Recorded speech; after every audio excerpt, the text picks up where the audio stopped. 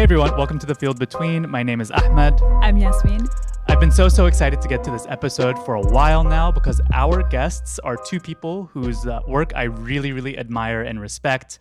Today we have Hamid Bendaas, formerly in comms for Bernie Sanders and Keith Ellison, and current communications director for IMEU, the Institute for Middle East Understanding Policy Project. Welcome, Hamid. Hey, great to be with you all. And we have award-winning journalist, media critic, formerly with Al Jazeera, their loss, never a wrong take, Saeed. Welcome to the show. Thanks for having me. That was a great introduction. So the reason we have you two on today is to discuss a question that I think many people have been asking, or at least should be asking, as we look down the stretch to the 2026 and 2028 elections. And that question is, should Muslims continue leaving the Democratic Party behind? Now, I just want to say this isn't limited to just Muslims, but really anyone who feels like they broke with the Democratic Party for any number of reasons, Palestine being one of them. But for the sake of expediency and just kind of shorthand, I think we'll say Muslims as they do kind of constitute a sort of voting bloc. This was a strategy that really gained steam after October 7th and Biden's refusal to bring about a ceasefire, despite ample leverage and opportunity to do so. Harris refused to hear the pleas of voters who wanted a ceasefire in Gaza during her campaign. The party itself shunned Palestine activists at every turn, including at the DNC, and we saw the censure used in Congress against the only Palestinian representative, Rashida Tlaib. So again, the question is, should Muslims continue supporting the Democratic Party, or should there be a very loud and public exodus? And I'll get each of you to weigh in with your initial thoughts, but Sana, let's start with you. Yeah, so I've been thinking about this question. I've been thinking about it, I think, like most people for the last, not even just the last year and a half, but even longer than that. But especially since you had mentioned that this was going to be the topic of discussion, because I'm a bit two minds about it, which I think would surprise some people who maybe follow my work and what I have to say. My primary way of thinking about this is no. We should not be rallying around, behind the Democrats. That does not mean, and that is not a tacit endorsement, of course, of the Republicans. And I think people love to do that, which I suppose is expected when you're presented with a binary system, even though there's ultimately only one choice. Look, right now, we have Trump in office. First of all, this should have been the easiest election for the Democrats to win. Like, putting aside, and that's quite a glib putting aside, but you get why I'm saying it, but putting aside, right, the question of the genocide that the Democratic Party, the Democratic President Joe Biden, his Vice President Kamala Harris gleefully oversaw, putting aside that question. On so many other topics, right, the Democrats, it would have been very easy. It would have been very easy for them to win over voters. And they refused. At every single bend, they refused. The same kind of approach that they took towards denigrating, anti-genocide protesters, right, what Harris was doing at her rallies, is the same approach I would say, took to their base as well, because they really believed that it was enough for them to run on simply like, we're not Trump, we're anti-Trump. And that was it. What the Democrats seem to forget every single time is that I feel like what you need to really motivate the base, and actually the Republicans excel at this, and they have excelled at this, is that instead of having people vote against something, they need to vote for something. And the way the Democrats handled the Biden presidency, him as a candidate, which was very clear from even before we entered the election year, that he was not in a competent state of mind. I mean, again, war crimes aside, that he was not in a competent state of mind to be running again for another 4-year tenure. And then they just throw on someone who, yes, vice president, but also was essentially anointed into this position without any democratic process.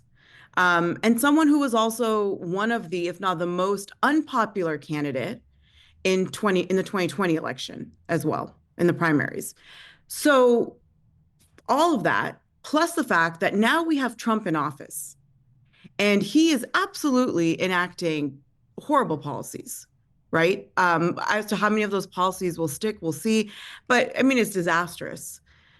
Um, but what are the Democrats doing? Yeah.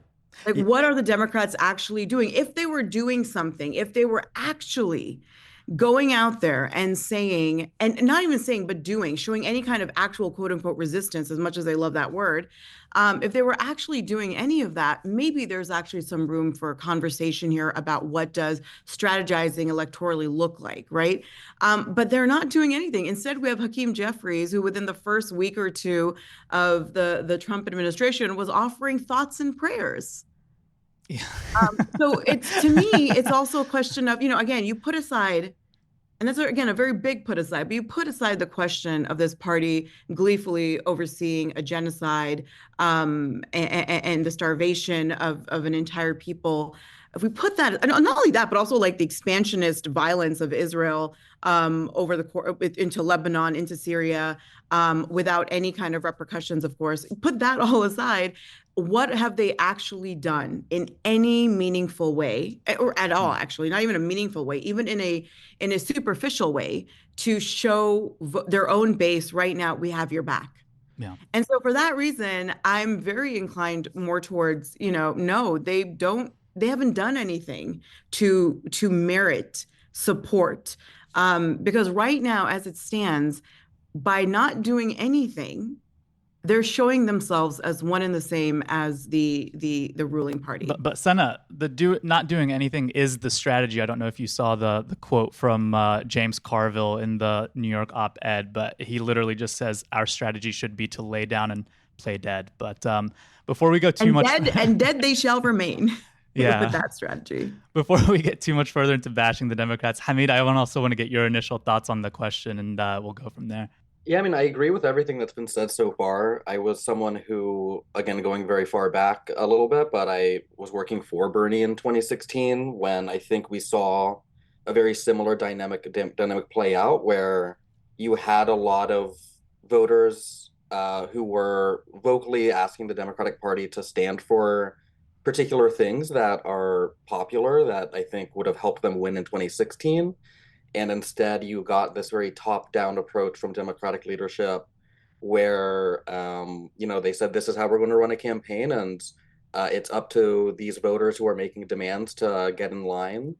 And it didn't work in 2016, and we saw it again in 2024 where and I do think it's worth you know really honing in on how big of an issue Gaza was, and clearly was. Mm-hmm.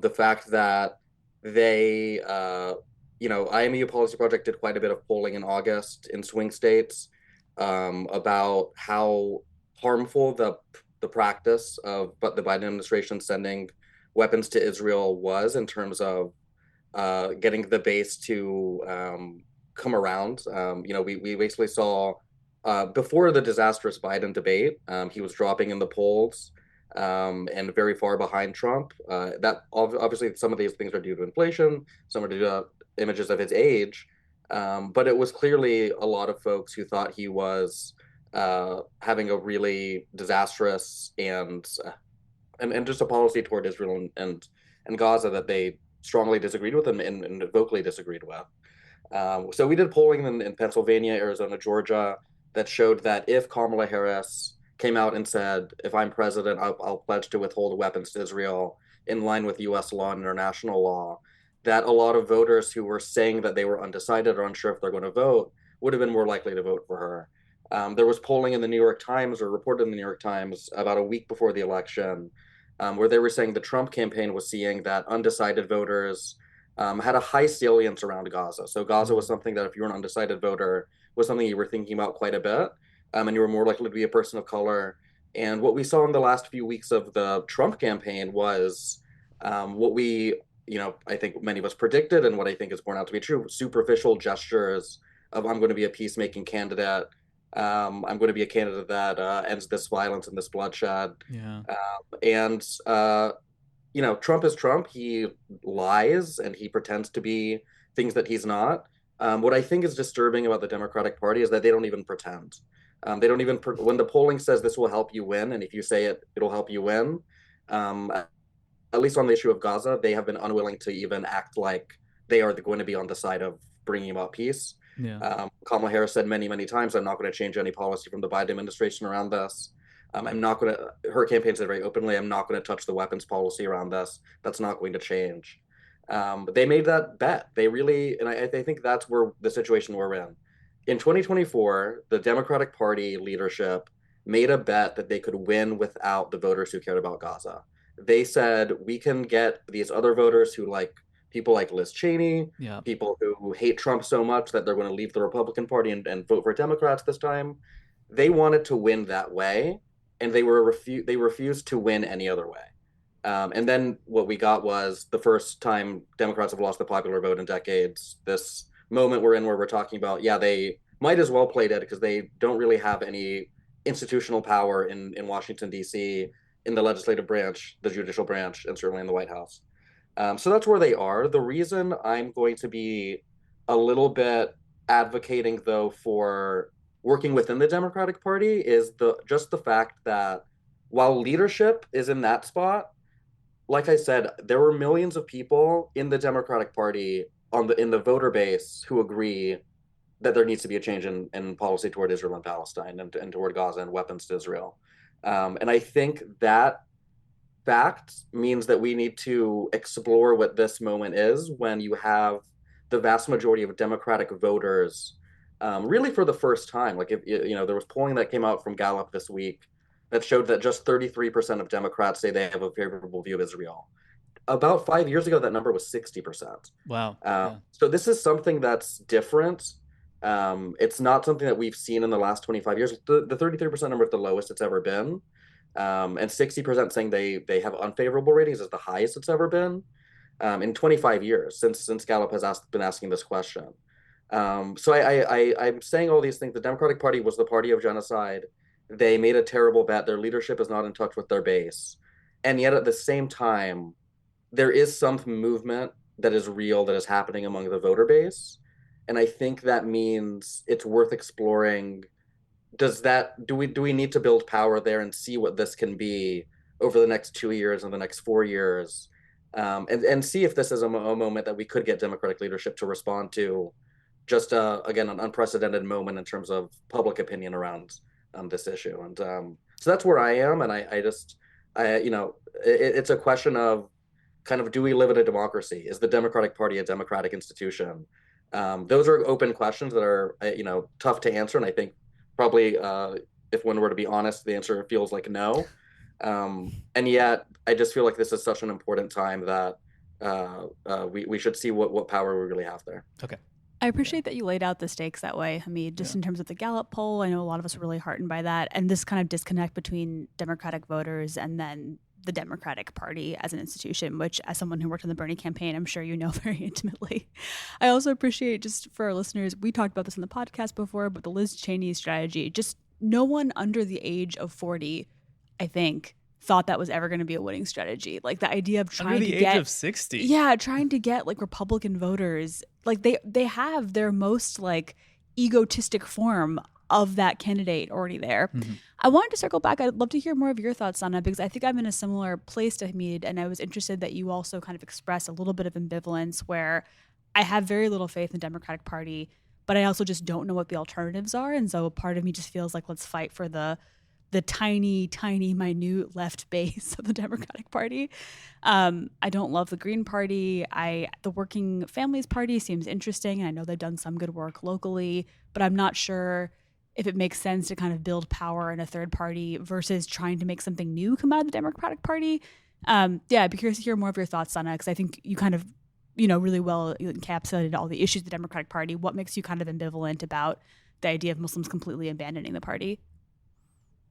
Well, it's one of those things where I really do believe in, I don't necessarily believe in federal politics or big party politics, but I do believe in local politics quite a bit. I believe really, really strong. And I think we've seen actually across the country significant in the grand scheme of things, significant changes that have been brought about by people engaging directly in their like local city councils, right? Engaging with their local representatives, maybe, but especially like I really do believe in, and I'm talking about like adoption of maybe certain BDS type resolutions or adoption of condemning, Israeli war crimes. And those small things do matter at that micro level, especially in the communities that you're living in. So I do very strongly believe in, again, not big party politics, but rather kind of what we can do locally in our own communities directly. I live, in Virginia, and there are great things that are happening here with local organizers, and that don't make the headlines, but they're there every single day, and they're in local city councils pushing back against small things, that again don't make headlines, but that are kind of pushing certain types of Israeli propaganda onto locals as well, which might show up in the form of, for instance, a special day is designated to this, or a school day for this, or whatever. But there are organizers who are working against that. So I do believe in organizing around that, and like who you're voting for, obviously like representing your interests as your community directly, so your representative. So I do have very strong, unwavering, obviously, opinions on these issues, but I also understand like practically there are obstacles as well in terms of how this country is set up and how changes could happen. Regarding I mean, everything that Hamid said, like I do agree with. Right, I think he laid it out exceptionally well, with regards to, as you also said, the stakes, and also the changes, right, that are happening amongst the base. I think the question also then is, and I think Hamid also um, uh, alluded to this, is that like, is it worth it? Is it worth engaging with? Is this where we should be building power as well? Because I'm looking at, for instance, what's happening on campuses. I'm looking at, and of course, like so much of what's happening on campuses is not just driven by, the mood of the chancellor, the mood of the university president, but the mood of the donors. Absolutely. Right. It's driven by the donors. It's driven by the partnerships that a lot of these universities have built that are directly profiting from the Israeli occupation of Palestinians, as well as other violent conflicts as well. The relationships they have with weapons industries, the programs they have set up. So I'm looking at that and I'm wondering, okay, so how would building power within, for instance, the Democratic Party impact that? Whereas, again, I'm thinking about where else can we be focusing our efforts as a community? Because yes, we are a voting bloc, but we're also small. Ultimately, we're a small community, but we also do have a lot of wealth in our community. And so for me, again, what I think about a lot, and the conversations that I've been having over the last few months, has been like, what are we doing with the wealth in our community? What are we doing with building capacity for support for students, whether they're Muslim or not, but those who are fighting, righteous fights, like for instance, on campus right now, and what we see what's been happening in Colombia again. We saw Bernard College, for the first time, right, expel students over their anti-genocide protesting. So for me, the concern is also, what are we doing with regards to building power outside of a political structure that again and again and again has shown us that our peoples are not human enough to be worthy of even a basic acknowledgement at one of their little rallies, right? I'm like, is that really where we want to put our future and our wealth and our talent towards? Or do we want to maybe build something to uplift our community so that when, and it's going to continue happening, right? This is not just like, I mean, it hasn't even stopped. I mean, I said continue happening. This hasn't stopped. The dehumanization, the genocide, it hasn't stopped.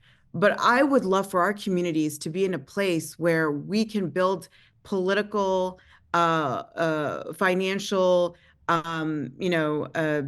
social capital, which is like this machinery that's ready to go to respond to these things in a much more substantive way. I'm so glad. Yeah, I mean, this is what's so frustrating, right? And Hamid, like you said, the polling research seems to suggest that there is a gap between the Democratic Party base, however you want to define that, and the leadership of the party, which would tell me that the party itself is quite captured and it doesn't have to listen to its base. And Sorry, I wanted to add it before I forgot. But to your point, Ahmed, right? Like when again, Hamid really brought up very striking, numbers in terms of where the Democratic Party base is at. And of course, when you break it down by age, Israel today has the most support amongst Americans that it will ever have, like going forward, meaning every single day it gets less and less and less.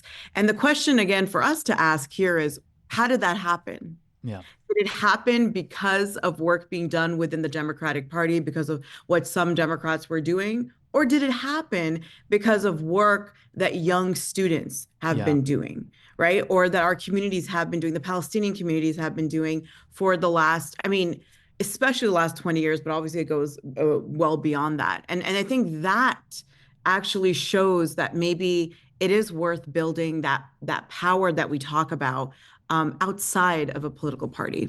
I think that makes sense. I do think that the fact that that gap exists, and it exists seemingly despite the Democratic Party. Like what have we seen them do since the elections, right? Bernie Sanders has been putting forth some resolutions to try to stop weapons sales to Israel, and that to me seems like the strongest response to what the Democrats learned. But otherwise, it has been like, oh, maybe we were too woke, maybe like we just didn't do the right podcasts, or maybe next time around we should run John Fetterman. And some people are talking about running Kamala again. I'm looking to the DNC lead elections, and it seems like the more kind of centrist establishment candidate won. What's his name? Ken Martin. Ken Martin, who I think went on an Israel trip in 2022 and seems to be well liked by a lot of the the Zionist organizations within and without the Democratic Party. And also James Zogby didn't even get a vice chair position, and that guy's been a party loyalist for decades, and it still seems like they won't even gesture toward any sort of progressive change within the party. But Hamid, I do want to ask, like, what specific openings do you see? Or to me, it seems like a given that the party, despite this gap in opinion between the leadership and the base, that the base can't really push the leadership very well, or at least historically that's been the case. So I am curious, like, what openings do you see to be able to shift that dynamic? Yeah, I mean, this is something that I am trying to bring my background as someone who worked in the 2016 campaign and the 2020 primary, and think ahead a bit and see where this might be going and what things are available to us. What channels are we have the most leverage in. Just to some of the things that you said, though, about where the Democratic Party is in denial of what the 2024 election was about, though. This is something that I've been personally experiencing over the last certainly 60 days or so. So I talked about a pre-election poll that we did. We also did a post-election poll with YouGov. And some similar questions asking people, would you have been more likely to vote for Harris if she had withheld weapons to Israel, pledged to withhold weapons to Israel? Got very similar numbers nationally and in the swing states, by about a 4-to-1 margin. Something like 40% or 35% in each state will say I would have been more likely to vote for Harris, and 5 to 10% in each state will say I would have been less likely. So just huge margins, and these are voters who voted for Biden in 2020 and did not vote for Harris this time. So these are people who, in theory, the Democratic Party should have had. And when you look at the numbers of the 2024 tally, Biden had 81 million votes. Harris came in several million votes below that. I think 6 million votes below that. So there are missing voters. There's about 6 million votes that the Democratic Party, just when you just look at the popular vote, these people didn't come out. They voted for Biden and they didn't come out for Harris. So one of the questions also in our poll was why? What are the issues that you cared about? We didn't actually think this would be an interesting question. I think we thought, okay, people will say the economy, and we were hoping that, okay, maybe even if 7% say it was Gaza and getting a ceasefire, that'd be great for us, and we could say, hey, this was a real issue, and Democrats need to pay attention. We put out our poll, the results came back, and that number was 29% nationally. 29. That's insane. It was 38% in Arizona. It was 32% in Michigan. It was 32% in Wisconsin. And again, these are people who voted for Biden in 2020 and then cast a ballot for someone else besides Harris in 2024. So they voted third party. They wrote in. Some of them voted for Trump, a very small fraction, but some of them voted for Trump. And people are saying this is the issue. This is what they cared about. Anyway, I say all that to say, when I see Democrats, and it's people across Democratic Party leadership who say things like, yeah, we don't talk to young men on Twitch. The issue is we don't deport enough people, or we don't broadcast we deport enough people, because they actually do deport a lot of people. The issue is that we're too friendly to LGBT communities. I think it's the party seeing what is obvious and unwilling to say what it was about. And we're now 4 months after the election. At some point, there needs to be this real diagnosis among Democratic Party leadership of show us the numbers, go do a poll like we did. And if it comes back and says, hey, everyone in Arizona, IMEU Policy Project poll was entirely wrong. Actually, everyone in Wisconsin was voting about trans rights and immigration, then, maybe we'll think differently. But my feeling is people are doing this polling. It's been 4 months since the election. I can't imagine that other people are not doing this polling, but no one's really releasing any numbers. Yeah. And I'm very curious about how long that can be sustainable. Like, when will people actually start being like, okay, well, we actually have to show you, and when they do, I think people will become much more open to the idea that Gaza was a factor. And in terms of the path forward, though, I think what's difficult about working in the Democratic Party is we do have to, if you're going to take that route, and again, I do advocate for it on some level, but I also see the costs of doing it. There is a narrowing of the mission in some ways. There are elements of Palestinian rights advocacy that are in tune with things like fighting capitalism and fighting U.S. empire broadly, in a myriad of ways, and very, very left ideas that I frankly personally support, but are not things that are things you can really talk about in the Democratic Party. But I do think there is one thing you can talk about that is becoming mainstreamed, and we saw it with that Bernie Sanders vote that you referenced, where 19 senators voted to restrict weapons to Israel. I do think the issue of weapons to Israel can become a Democratic Party platform change that we see in the coming years. I don't think we're going to get Democratic leadership talking about Israel as an apartheid state or a genocidal state and a racist state very soon, but I think you can start to see a cleavage in, hey, are you a Democrat who voted with Bernie Sanders and these 19 senators to restrict weapons in line with U.S. law, or are you not? Yeah. And then I think when we look at 2026, and there will be people being primaried, there will be Democratic leadership folks being primaried, especially with this just general unrest we're seeing towards people like Hakeem Jeffries. There are going to be primaries, and this is going to become an issue in them. And then in 2028, early 2028, you're going to have the Democratic primaries, and you're going to have Iowa, New Hampshire, Nevada vote first. And if this can become an issue where you divide the candidates on these lines of, hey, you're a progressive and you're going to get young people's votes in Iowa at the Iowa caucus, and the New Hampshire primary, and the Nevada caucus. And labor's, and these are states that have a lot of young students in the Democratic primaries. They have a lot of unions in the Democratic primaries. Those actually have been our closest allies in terms of parts of the Democratic voter base that's are active on this issue. That is where I could see, if people organize around those fights 3 years from now, there could be a real moment. But again, I think it needs to be very limited to the issue of weapons to Israel. the way that the way that we're funding this. And like Sana said, I actually do think that as we see the Trump presidency go forward and the closeness between himself and Benjamin Netanyahu, the numbers we're seeing in terms of democratic sympathy for Israel can only go down. They are so partisan. It's negative polarization in this country. Partisan identity is so big for people.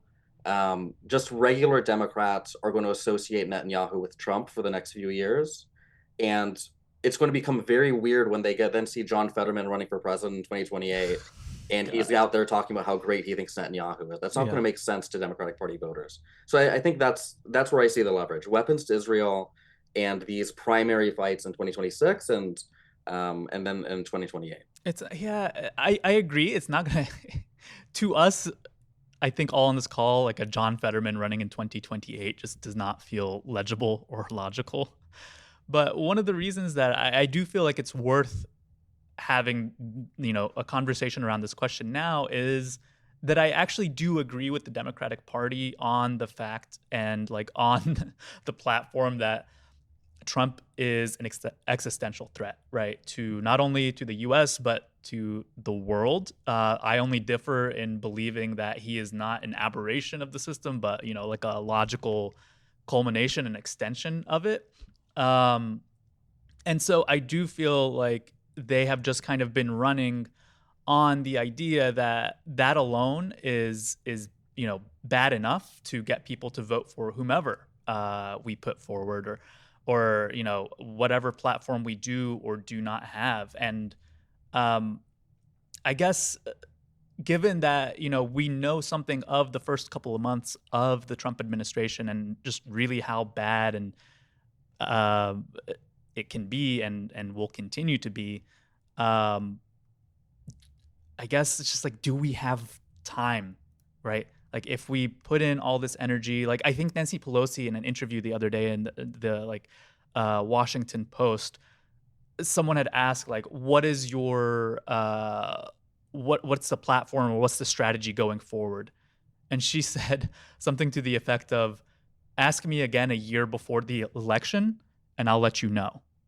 And I just feel like, do we have time to see if they get it together, or do we just need to build outside of the base? And just adding on to that, I think in addition to the issue of Gaza, which should be like first and foremost and fundamental, I also want to see the Democrats put forth like actual policies that are discernibly different from the Republicans, and for it not just to be me voting out of like an existential fear. Like I don't think people vote out of fear. I think they vote for something. Yeah. And I'm still not seeing like actual large scale, like if this is what Doge is doing, here's what we would actually cut. Here's how we would actually reallocate. We would close tax loops. We would whatever, cut defense spending. Yeah, cut defense spending. Like I think if Americans want economic change, which they should, and they want more social safety nets, like there has to be a blueprint for what that looks like. Yeah. And when I think of, I know AOC has had a lot of issues on Palestine, but when I think of like the AOCs, the Bernie Sanders, they're just consistently shot down by the party. Well, that's why I bring it up, is because Bernie was so well positioned to actually effect a mass exodus from, this is my personal frustration with Bernie, and I know other people share it, is that built a massive infrastructure and had a huge mandate from people, and eventually just decided, once the Democratic Party kind of screwed him over, handed over, it seems, that infrastructure to the Democratic Party in a moment that could have really been an inflection point to get a third party option going. And that I think is like a huge miss historically. I just don't know if this country, maybe now is finally the moment because things are getting bad enough domestically. I don't know if there ever will be a strong third party here. What do you both think? Yeah, I don't think there's going to be a strong third party option in this country. Primarily, not because I don't think people want it, not because I don't think that, I think people do want that. I think there actually is a lot of good that could be done through a third party route. I'm also Canadian, so we have like a multi-party system. So it's always weird to me when there's only two parties, which essentially resemble one party, more or less, when it comes to representing the interests of people, and especially the working class. But But I do think that the number one thing that would keep people from really investing in and exploring a third party option is the fact that there is the Democrats in particular. Because I mean, I never hear the Republicans talk about third party, right? It's always really the Democrats because that is who people want an alternative to. The thing about the Republicans is that they're like, oh, you want a different party? No problem, we got you, right? The party of Trump today is nothing like what it was like under George W. Bush Jr., which was nothing like what it was under his own father. I mean, the party evolves quite a bit and it evolves its base with it. It evolves with its base, but it also evolves its base at the same time. And we've seen that. I mean, there's no greater example of that than what we see with how people have also really changed with regards to or changed, evolved in terms of their outward politics and what they're willing to say with Trump. The Democrats are very, very obsessed with the third party option because they know that that is what would cut into their base, because their base is the one that's kind of sick of the Democrats not moving ahead with them and for them. But I do think that if there were going to be an obstacle for the development of a third party, it would be the kind of fear mongering that does take place, that does worry a lot of people. And I get it, especially those who are from vulnerable, marginalized communities, absolutely understand like where that fear comes from. Sometimes it's, easier to go with the devil you know than the devil you don't. But, I think that would be a huge obstacle, as well as, the how poorly oftentimes like third party candidates are prepared for actually addressing the big issues.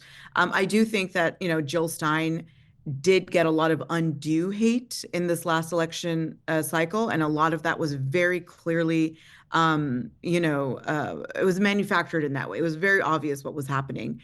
But I do think that she overall got, yes, very, very undue kind of hate and mud thrown at her. At the same time, I don't think they were as prepared as they should have been on a lot of issues. And that's fine because, look at, again, the Democrats weren't either, right? Like that's the other thing, the opposite of that. The Democrats weren't really prepared either. We couldn't get really clear policies even from Harris herself in any of the interviews that were done. And so, that's where I think I would love to see a third party in the United States. I think it's necessary. I think if you're going to call yourself a democracy, there needs to be more than one or two choices. Unfortunately, I think because of the way that the system is set up in this country, the democratic system, quote unquote, and how parties themselves kind of stake their power, I don't think that's going to be happening. And also the media machinery behind it all as well, right? Our news media is very much, our mainstream news media is very much so entangled with both political parties. And it's entangled within the binary political system. And to it, any other option is a joke. And it treats it that way, as opposed to saying, hey, people in this country, a lot of people in this country, millions, tens of millions, want another option and have long wanted another option. Let's look into that. Let's actually have a serious negotiation with that in our reporting. And we don't really find that. Instead, it's a very glib treatment, unfortunately, in our news media of the desire that many Americans have for alternative political parties. Yeah, I will say when it comes to media strategy, I just feel like the Democrats are constantly getting outperformed by Republicans. It really feels like Republicans know exactly what bites to put out there that will get the reaction that they want, that riles up their base, as well as pisses off the other side in a way that the response is predictable, and then really... It feels like they're just a lot better at that game. Go ahead. I was going to say, it's because the Republicans just say it. Yeah, right? They just say they don't it. Try to hide behind the Republicans will go out and say, yeah, I don't think trans people should go to the bathroom of their choice. They'll just straight up say that. Yeah. The Democrats, right, cannot come out and say something as simple as that. I mean, they'll say, I think the bathroom is a space where all people should be able to feel comfortable doing the thing that they want to do. And you're just like, what? Exactly, What does exactly. And that what the mean? Republicans have figured out, and this is something you figure out very quickly when you work in media, when you work in any kind of communications, is that people respond to the bare bones. Like, what is your basic message? Put that out there and then see how people respond to it. Republicans excel at that. They just say Yeah. like some crazy shit, right? And to us, that's crazy. But to a lot of people, they're like, yeah, I just want someone to give it to me straight. And we hear this when when you ask a lot of people, well, what do you like about Trump? Well, he just says it like it is. Yeah. Right. I mean, when we think about even before the start of the genocide in October 2023, when we saw across the country, and especially in a lot of Republican states, there being all this anti-trans, anti-LGBTQ legislation being put forward, where were the Democrats in actually putting out strong statements in defense of like this extremely marginalized community that they know their base also does care about? Yeah. Right? They weren't. And I remember this because we were keeping track of it. We're like, where are the big statements? Why isn't the president just coming out and saying, like, knock it off? Yeah. Right? And that's the thing. They're so careful because here's the thing. They're not thinking, and this, I mean, you can correct me if I'm wrong, but as an outsider, this is how I've been seeing it, is that the Democrats don't think about the future of their party in any real substantive way. They're thinking about the 60 plus crowd because they're like, well, that's the crowd that goes out to vote. That's who they're thinking about. They're not actually thinking about building out the future base, which is going to respond to those kind of, again, like the bare bones type of statements. Yeah, I mean, I think about the fact that they don't make strong statements and no one knows what they stand for. I think the classic example from November was Elon Musk's PAC would spend on ads in like very pro-Israel communities and broadcast Harris statements that made her seem like she was anti-Israel. And then they would pay for ads in Muslim Arab communities in Michigan that were all her like pro-Israel statements. And then when you look at like the actual voting result in November, Harris was like, she basically lost support in like Orthodox Jewish communities and also Muslim communities, obviously. And so like this talking out of both sides of your mouth got exploited in this very, in my opinion, almost like humorous way, like in your face. This is what happens when you don't actually stand for something. Yeah. You're able to be portrayed as anything, and that means you can have ads micro targeted against you from both sides. Hamid, I'm shocked that the Democratic Party, like, are they beating down your door and be like, teach us what you learned about our mistakes in 2024 and like beyond? Because this is wild to me that they didn't even do that polling themselves leading into the election, and if they did, they clearly chose to ignore it because they're allergic to undecided voters because they just love moderates so much. Yeah, in the run-up to the DNC chair race, we tried to engage with Democratic leadership. It was very difficult. In the follow-up of the election, we've tried to engage with folks. It's very difficult. There's definitely no one jumping to like learn and be like, hey, we want to take all kinds of viewpoints and kind of do what anyone would do if you were like a losing, I don't know, football team. And people had different ideas for maybe why you're a losing football team. You'd be like, oh, let's listen to kind of what everyone thinks and take the best ideas and move forward. Even a business. I think right? we should play football. They don't seem to behave rationally in that way. And I think it's because I'm just going to throw out another polling thing that came out a couple weeks ago. There was a YouGov Economist poll that asked, do you sympathize more with the Palestinians or with the Israelis? And among Democrats, again, at its highest point ever in this polling since 2017, 35% say the Palestinians among Democrats. 35% or so also say they are like equal, and then 9% say the Israelis. Wow. So among the entire Democratic Party voter population, 9% say they sympathize more with the Israelis than the Palestinians. I would say that number is probably something like 95% among elected Democratic officials at the national level, and 95% among like what we haven't really talked about here is the donor base, like the large donor base for Democratic elected officials. That's what is driving this, in my opinion. Right now, it's a lot of, hey, if we don't toe the line with people who are giving us millions of dollars, we're going to get cut off. And I think we've actually started to see that a little bit with some of the MSNBC reshufflings that we've seen lately. There have been moves in think tanks like Center for American Progress, where a pretty vocal Gaza president at CAP got removed for Neera Tanden, who's someone who's much less sympathetic, who brought Netanyahu to speak to their staff some years back. I think we're seeing a little bit of this reprisal where the Democratic donors are enforcing a line a bit. And I think that's a very hard structural issue for us to go up against.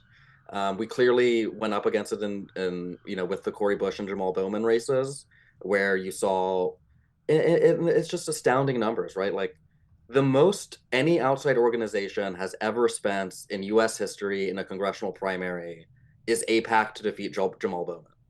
And it's not close. It's like it was $20 million. And you can think about the health insurance industry and the fossil fuel industry and the weapons manufacturing industry and the gun manufacturing industry. None of them have bothered to spend as much as AIPAC thought it needed to spend to defeat one member of Congress who said we needed to have a ceasefire. Yeah. And someone who agrees with what the vast majority of Democrats actually agree with. But they can spend $20 million saying he's bad in this other way, he's bad in this other way, and suddenly you're out of office. I think that's really the roadblock when you're talking about organizing in the Democratic Party. If AIPAC can spend $20 million a pop, it's going to be tough. Yeah. It's just really, really hard to see how you overcome it. I was going to say, Hamid, because I think that's a really good sort of outline. Are there any movements currently that have like serious weight behind them within the Democratic Party to like talk about campaign finance reform and talk about lobbying reform?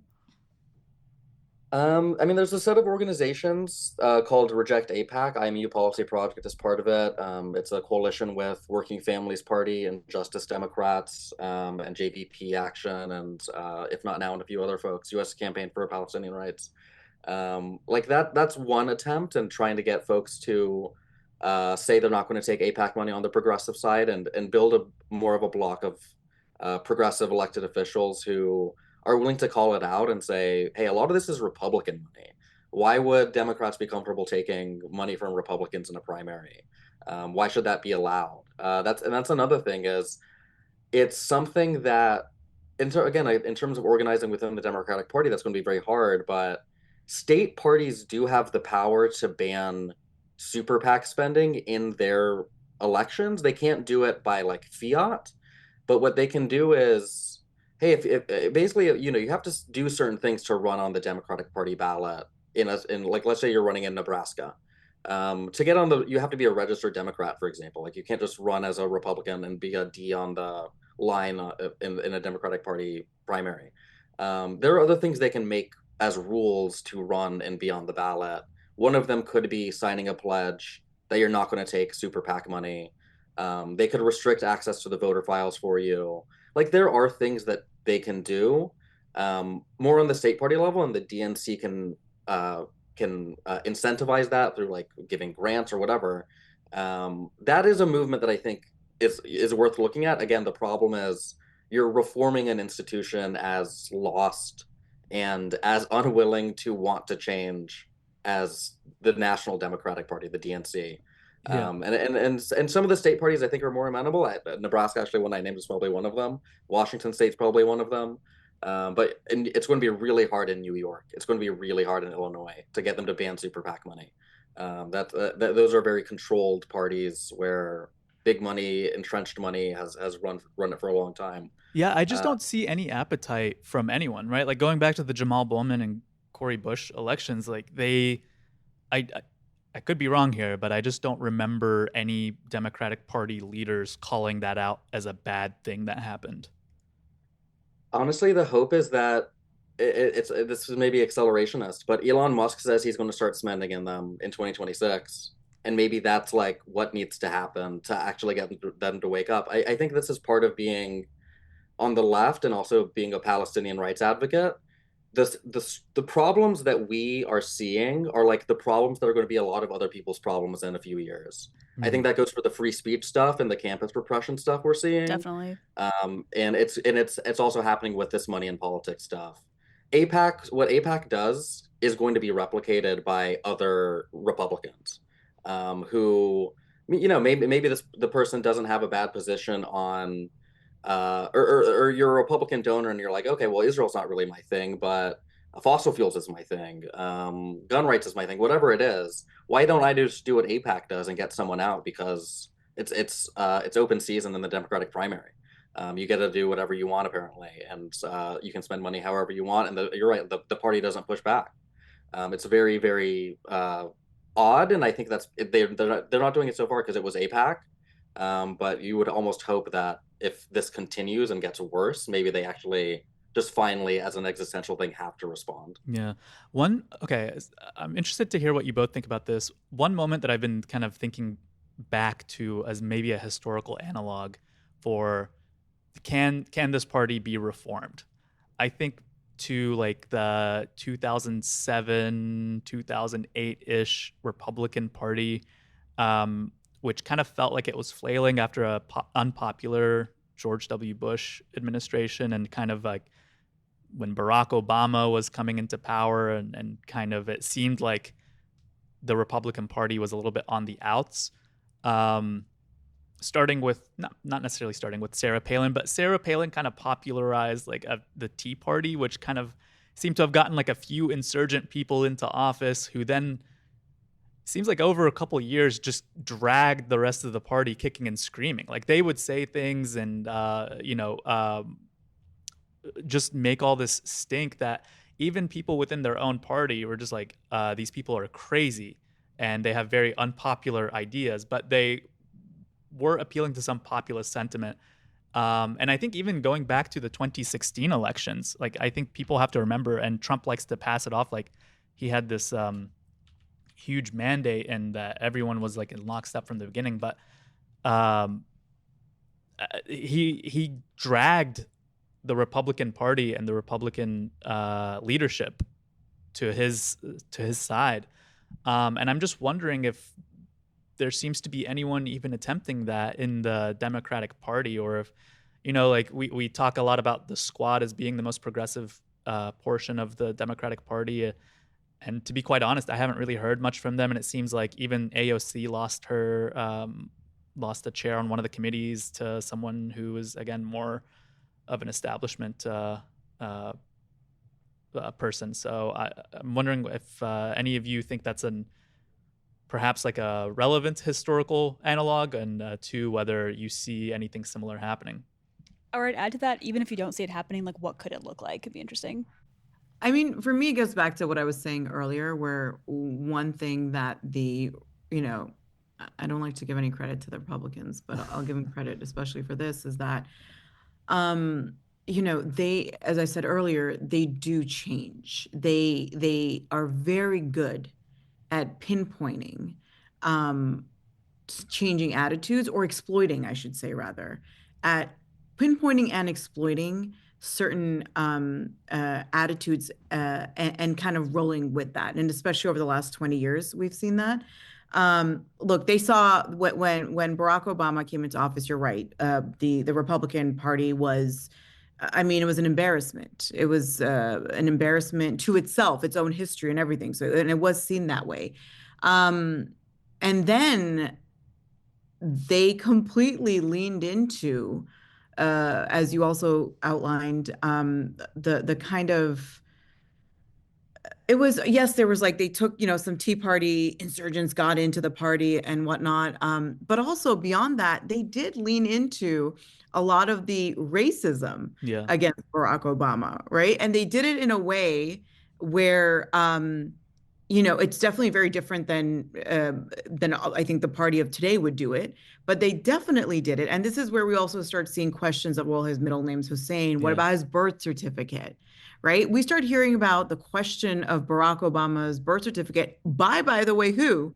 Right? Donald J. Trump. When was it? In 2011, 2012 is when we start hearing about the questioning. Yep. And at this point, so it kind of goes into like when you start pushing the kind of line of what is acceptable for your base, and then again exploiting certain attitudes that might be there but like aren't fully fleshed out yet amongst people, it's very easy then to exploit that. One thing I want to add is, sorry, go ahead. Sorry, not only did they push the obviously racist narrative about Barack Obama and use him as like a foil to their own party and to this like American white ideal, whatever, but they also criticized severely the people within their own party. They were like, these people are rhinos, they're Republican in name only. They enforced discipline against their own ranks.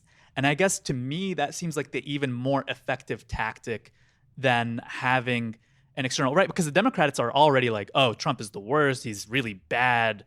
So there is that external foil. But what they are lacking is a party discipline. You have people like Joe Manchin and Kristen Sinema in the party, people like John Fetterman in the party, and no one is saying anything right now because there's no one shaming these people.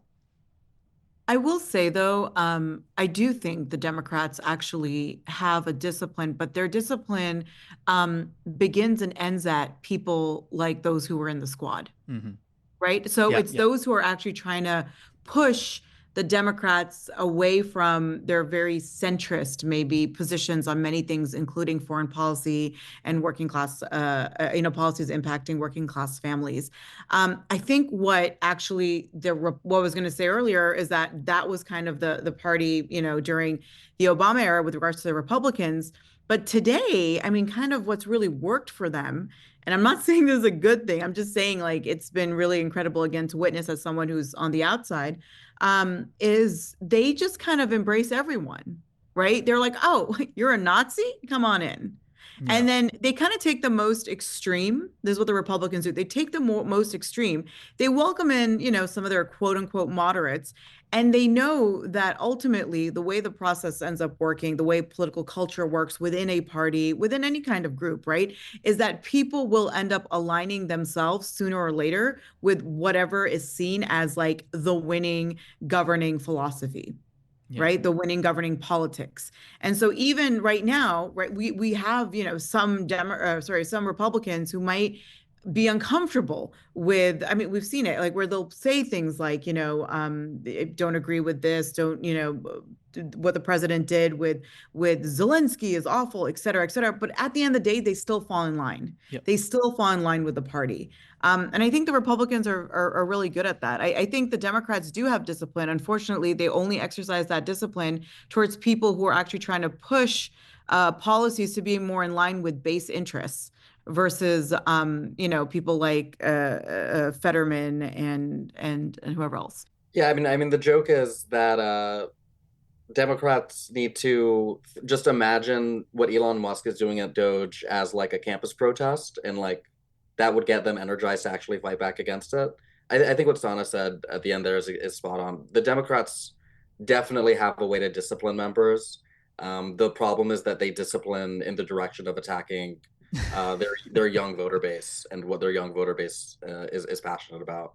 Yeah, we need someone to run in there with all these IMEU polls and just say, this is actually what people believe, and we're going to reverse this dynamic of who gets disciplined. I would love to see that from the Democratic Party, because that to me would actually, I guess, suggest that they are trying to change rather than run the same playbook in 2028.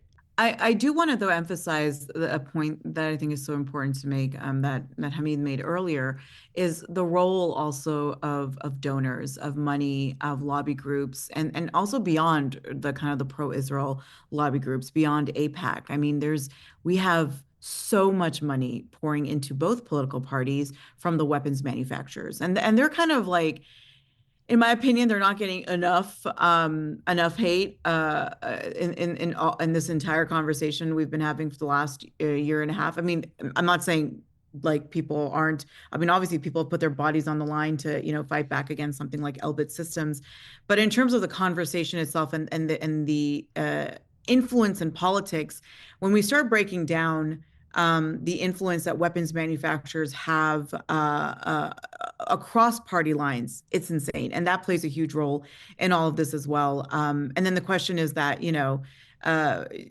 to what extent will the Democrats, ever really align with their base, if their base is going towards more of a anti-war position, when the money that they are receiving is coming from those who are in the business of continuing warfare?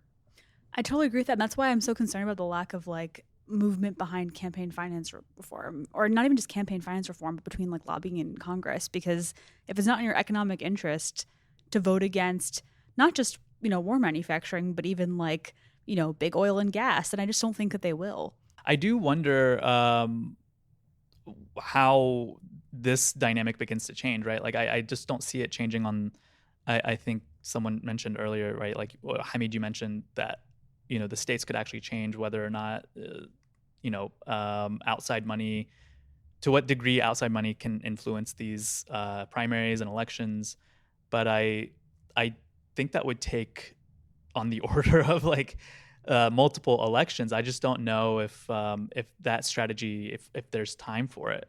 Yeah, I mean, one thing that I'm thinking about is when we get to 2028 and let's say it is Fetterman. Let's just say the Democrats dominate Fetterman to be president.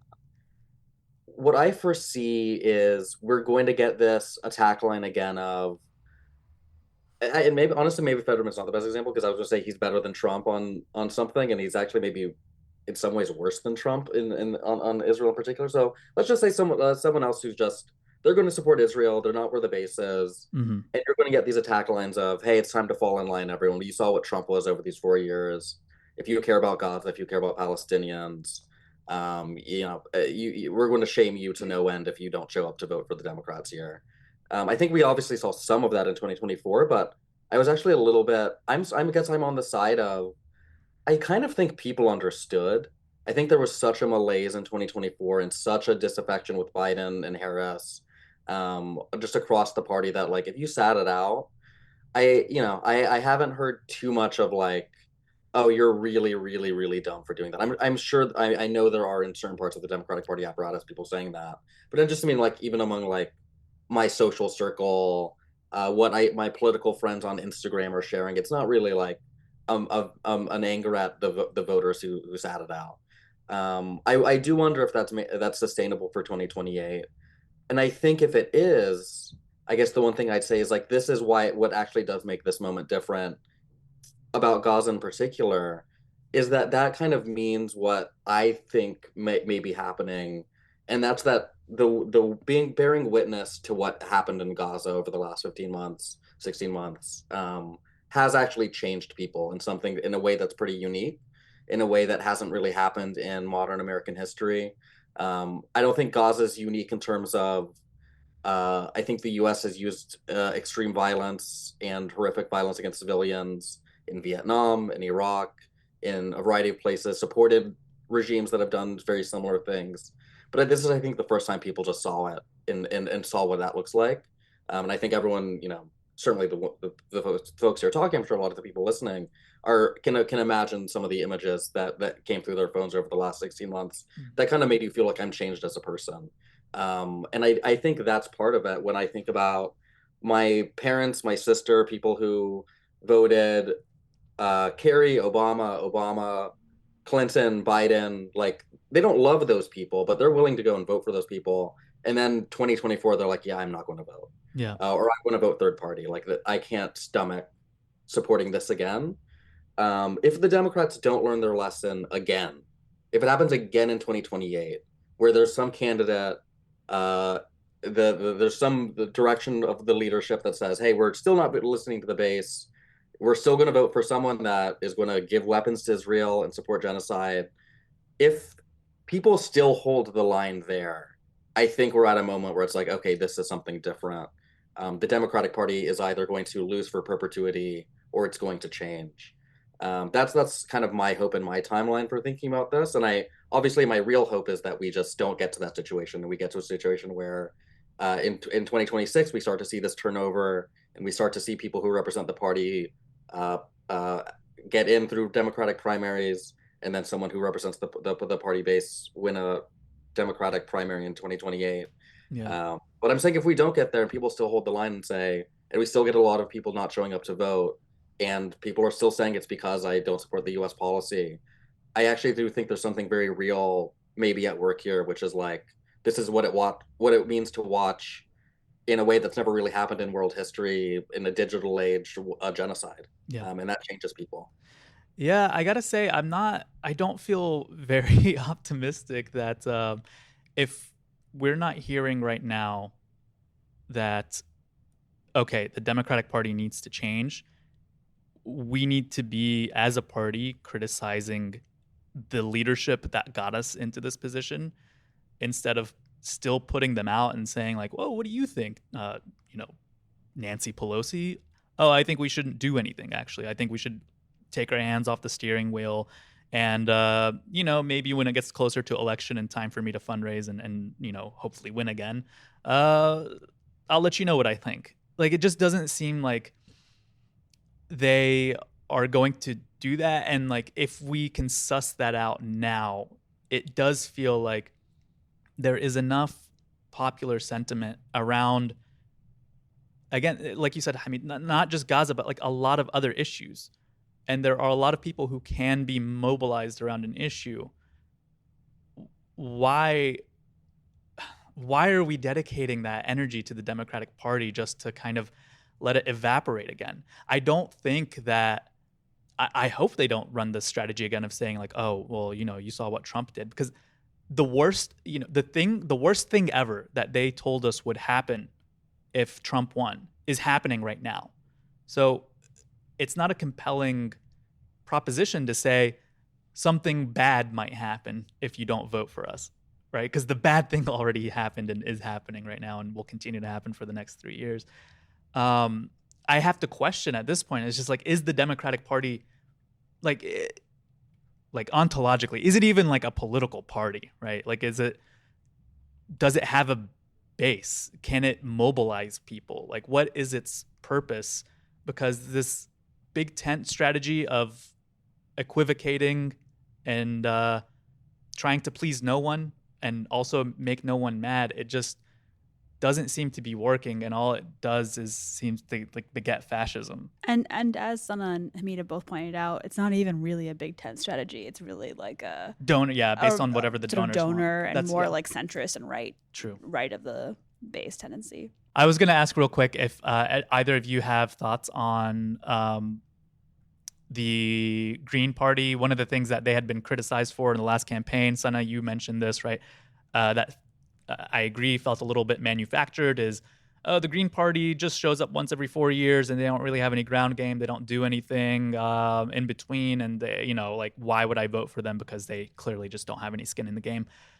Butch Ware, who was the vice presidential candidate on Jill Stein's campaign, is running for governor of California. So I'm wondering if you feel like, should people... The Green Party emerged, even though it didn't really get to the 5% threshold, it did emerge as, the leading third party. I'm just wondering whether you have thoughts on the party in general, how it handled its strategy, whether those critiques are valid, and I guess furthermore, like, what you think about this campaign for governor. I've got some thoughts. I'm frustrated by Butch Ware running because he has, as far as I know, no political experience, no civil servant experience. And I think that there are so many dedicated public servants that spend so much time. I mean, even if he had like deep nonprofit experience that I'm not aware of, he does not seem to have experience. And I feel like it's obnoxious to say, like, I will lead the third party. I will run for governor of one of the largest states population-wise in this country without having that experience. And like, look, I get that people without experience are rising through the ranks, but I feel like that's like the Trump-Elon strategy, and I don't know why we're trying to replicate that. But isn't that's the exact critique that the Democratic Party made of AOC when she first ran? But she didn't run for governor. But she ran for U.S. congressional seats. Like, I mean, but she also had like a lot of experience organizing with the Working Families Party. But and I would say Butch Ware also has experience. He has a year of experience. That's it. In a presidential campaign, I'm sure you learn a lot. Like, he understands California. He lives there. I would say that also. I don't know the exact numbers, but the amount that the party was able to fundraise, and fundraising is an important function of the job, it almost like doubled after he came onto the campaign in a short period of time. And I do think that he is that's helpful, able to reach certain communities and like knows. I think it's an oversimplification and perhaps like a misrepresentation to say he doesn't know anything and doesn't have any experience. But I also don't think he is the most experienced. I agree with that. I'm not saying he doesn't have any experience. I'm just saying I'm frustrated knowing how many people dedicate like genuine time and effort into like groundwork organizing, and that someone like that is not rising through the ranks. I also will say, and this is kind of like a self call out, I think that we were in a bubble. I absolutely thought, I didn't end up voting for the Green Party, but I was really tempted to. I absolutely thought the Green Party was going to get more votes than it did. I think more people just stayed home. And so I don't think it's as viable as I was led to believe just based on my very small little curated media ecosystem of mostly Muslim voters. Yeah. So I don't really have a strong opinion one way or the other on Butch Ware running for governor. I mean, look, politics in this country at the federal and at the state level has been such a crapshoot for the last decade that it's like, okay, let's see what happens. Sure, let's like roll the dice, see what happens. Why not? I do agree. Like Yasmin, you said like he doesn't maybe have enough experience. Sure, in terms of maybe politically organizing. But again, to Hamid's point as well, like we did see that there was a lot of interest from a lot of people in the Green Party after he joined, and specifically, you can even pinpoint the day that happens, which is when Ware and Stein go on the Breakfast Club. Yeah. Which I think was actually a very, very smart decision on their part. Who knows, guys? Maybe podcasts can make political differences. But Ware is truly the Joe Rogan of the left. But they went on that podcast, and Stein and Ware are very different, right? In terms of how they communicate ideas. And you can see that they don't necessarily even agree with how they approach certain ideas, which I think was very interesting. And for me, that's like, it was entertaining, but not like in a fun way. It's entertaining, like it's a little politically like, yes, we need a little bit more of this. Like I want to see people who are running on the same ticket who actually can have substantive ideas that slightly differ on the same subject. Because to me, that's much more politically interesting and mature than just like having two people running on the same ticket who are and one is just there to be like yes sir or yes ma'am, right? Like, so that was very interesting to me. But you see, like when you see the comments, and the Breakfast Club is quite it does have a cultural influence in a lot of communities, and especially in like young Black American communities. But you see, like in the comment section, and then also afterwards, the media interest, where all of a sudden Stein and Ware are being invited to other shows, and there's more of a conversation around them. The people are like, wait a second, who's this person talking like this? Who's this person talking about the military-industrial complex and is saying they're running for vice president? I want to hear more about this. Oh, look, he's talking about the working class. He's talking about Gaza. He's talking about genocide. He's talking about white supremacy in an unabashed way, right? And this goes to what I was saying earlier, that people do respond really well, as we've seen. And again, for better or for worse, we can have a conversation about that separately, but they do respond to people giving you the bare bones. Yeah. And kind of telling you what they believe instead of standing behind really carefully curated slogans and sentences and whatnot. And of course, in that same podcast, you had what's her name, Angela Yee there, who was very much so seen as a Democratic operative, right? In the way she was engaging with Stein and Ware. So all that to say, I think there's savviness on Ware's part. I'm interested to see where his campaign goes. I think if the benefit of it is anything short of, I guess, winning, it would be that it does inject maybe some necessary push as well in the conversation for the governance of the state of California. Regarding your point, Yasmin, about, there are other people who've been politically organizing. I mean, and I don't mean this in a glib way at all. And I don't mean this in a dismissive or condescending way at all. But then if people are interested in pursuing political office and have the experience to do it, then they absolutely should be doing it. I also do think I would have loved to have seen Ware start off as mayor and, going kind of at that level. Because I do, like I said, I'm a big fan of like small scale politics, which I don't think are small. I think those have reverberations beyond the borders of your town. I would have loved to have seen him run for mayor. Right. I Yeah, think you absolutely. can I feel make a lot similarly. of difference as a mayor of a city, of a town, as we, obviously know, for instance, with the race. I mean, New York City is New York City, but we know that it can be very influential. I would have loved to have seen that. That would have been kind of the better, I think, political trajectory for where. But yeah, I'm interested to see where he goes. And what if he's in the debates, like what that looks like. If there are debates, I can't remember. It's been a minute. But I think it could be very interesting. And like I said, I think the for better or for worse, maybe actually probably for worse, the politics in this country has become a crapshoot, and I think we are in an era where it's like anything kind of goes, and maybe it's time for people who are progressive to play into that. I don't know. Yeah. Actually, okay. So Hamid, I want to ask this question to you and get your thoughts. Is if someone like Butch Ware wins in California, like a huge state like California, right? And it seems like, oh, we can actually get the Green Party to be in a major office in a very large Democratic state. Does that change your outlook for whether or not we should build power inside or outside of the Democratic Party? And I'd also love to hear his thoughts about the question we asked Anna too, just about Butch Ware running in general for governor. So I haven't been following that race too much.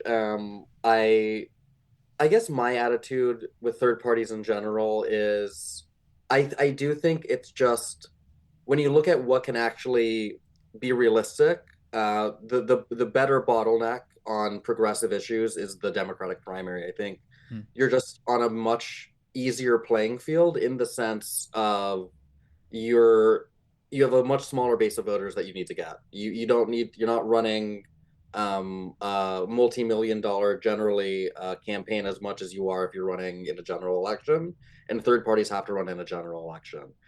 So I think that's one just note I'll hit is there's an amount of leverage you have, and going into the local level too, right? Like if you're in a city council Democratic primary, much easier to win with the, let's say, 20,000 votes you need there, as opposed to the general election where maybe you're trying to get 5 times as many votes as that. In terms of the Green Party itself, I agree with what's been said about, I think people need to be trying whatever they can. I think what we've heard for so long is, hey, the Democratic Party is the lesser of two evils, but that's politics, and we still have to vote for them.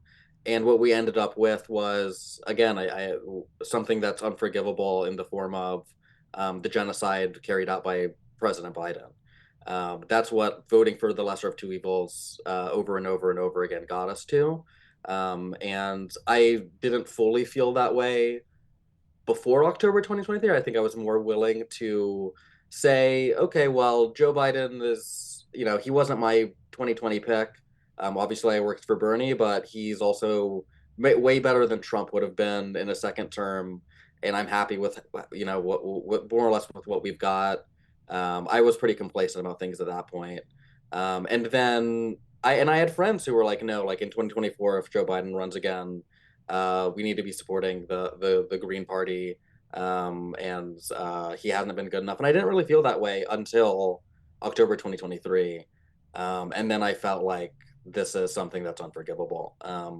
And I think that is maybe where I am with the Green Party is, again, if I'm kind of giving the Democrats in my mind like one more shot to learn their lesson. And again, if you have a Fetterman in 2028 or someone like that as the Democratic nominee, I think everyone who's saying right now, hey, Hamid, you were so silly for thinking you could change the Democratic Party. You should have been trying to build within the Green Party for the last 3 years.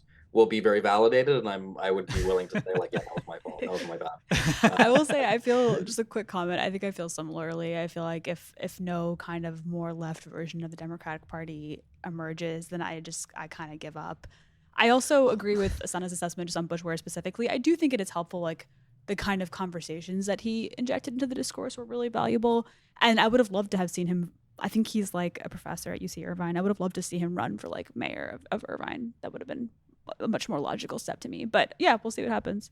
Well, I just want to. I know this is I get frustrated because I think everything everyone is saying is like perfectly valid, and I think there are a lot of really good considerations, like Hamid brought up with using the primaries because you don't have to get as many votes and you don't have to fundraise as much. I think that's like a really, really important point that's worth considering as people consider strategies of like what's realistic and like what's pragmatic. I do feel like we are running out of time. And it is a little scary to think about what's coming down the road and to imagine a future where, you know, I feel like the clock for me personally, right? And I know people have been dealing with stuff like for decades before I kind of really became politically awake, right?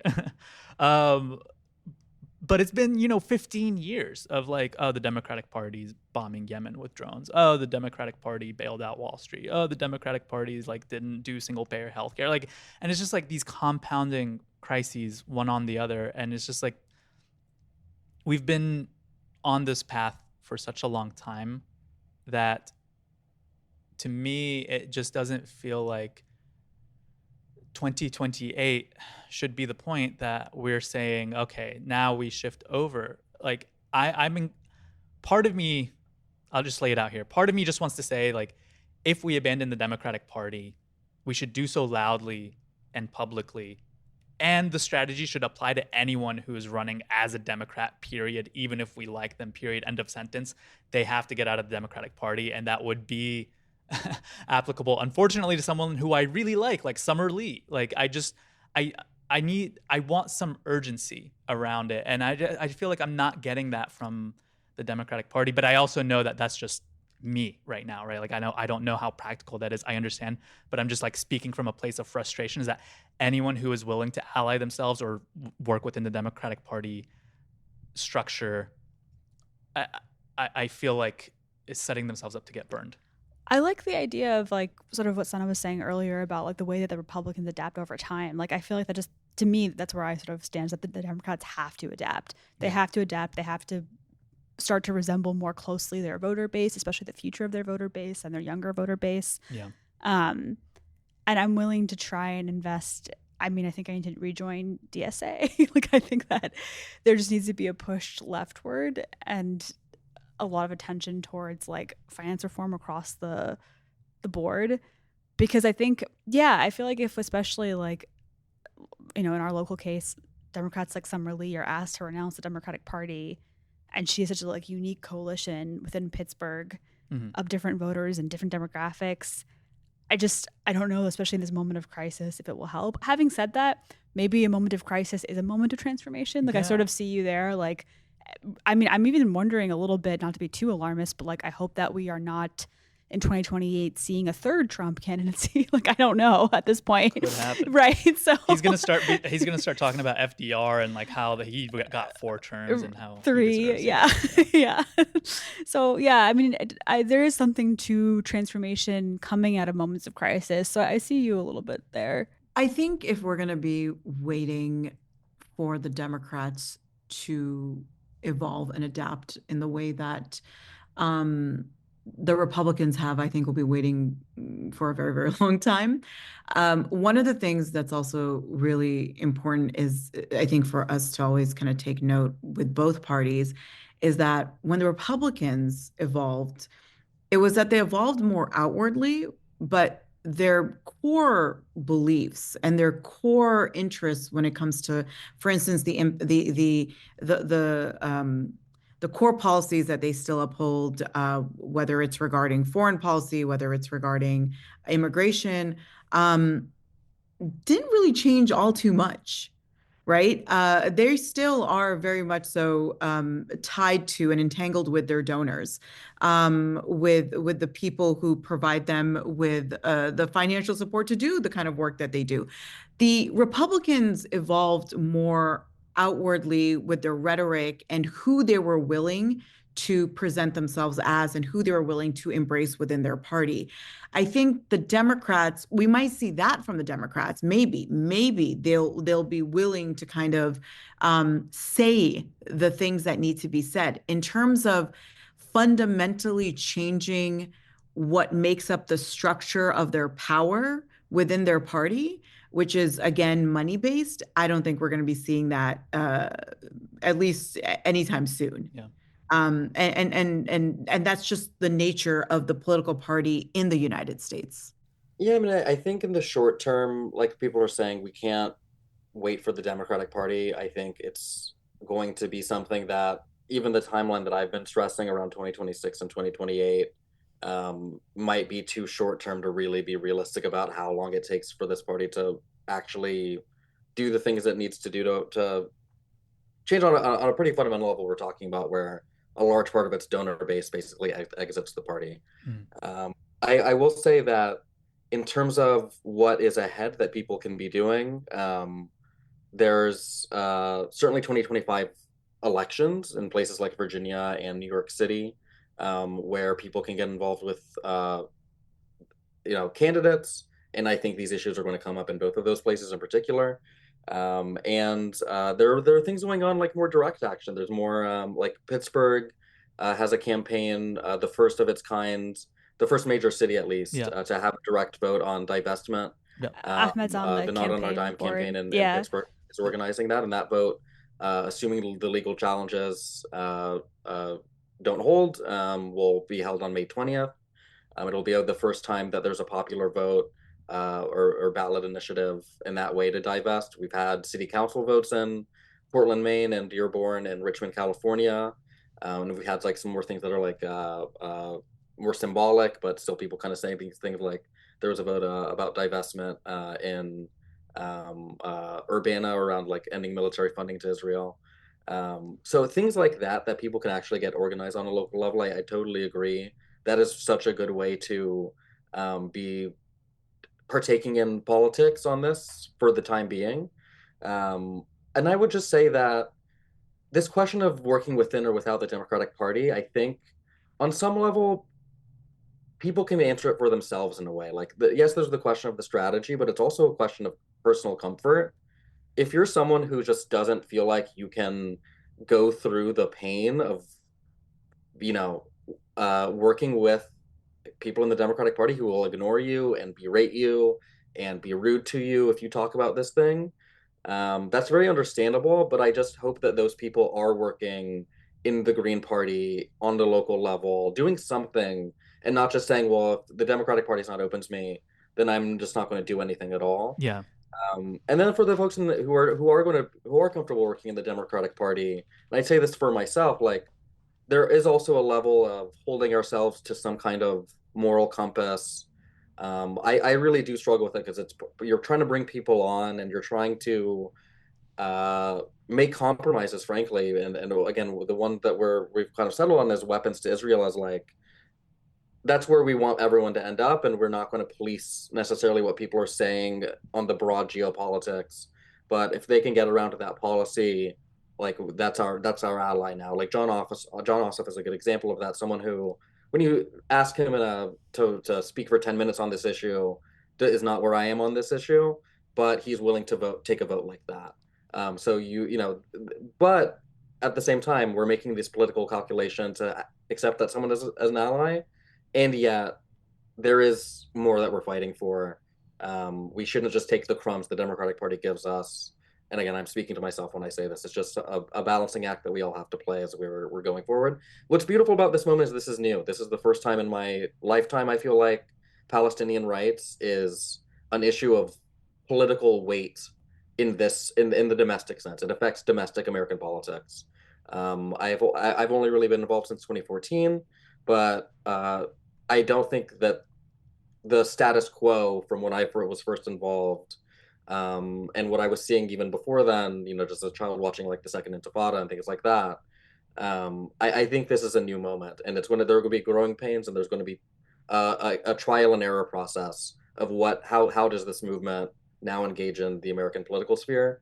And we're just in the first 2 years of it now, and hopefully it will last for a long time to come. I can only hope that slews of Democrats, operatives, and representatives and senators are just coming to you for guidance on these issues and that they actually listen going forward. But I think that's a great place to leave it.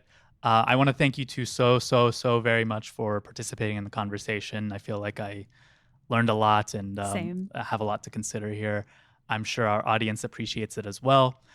Could each of you please just take a moment to tell us what you've been working on, how to direct people, where can they find your work, and anything like that. Hamid, starting with you. Yeah, so I'm communications director at the IMEU Policy Project. We're a congressional advocacy and electoral organization that started in April 2024 in response to the genocide in Gaza.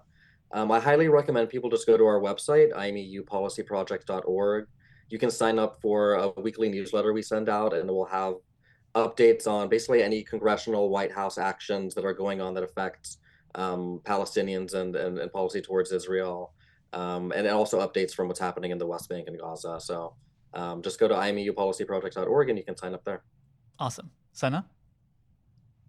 Yeah, so currently I'm on like a bit of a professional sabbatical, so I'm not affiliated with any kind of news organization or group yet. But I am still doing media critique whenever I can, wherever I can. A very interesting time to be a freelance journalist. But you can find my work and my commentaries on Instagram, Sanaface, on Twitter, X, Sana Saeed, and then I am also currently a contributor to Mondo Weiss, and I have a couple projects coming out with them soon as well. And yeah.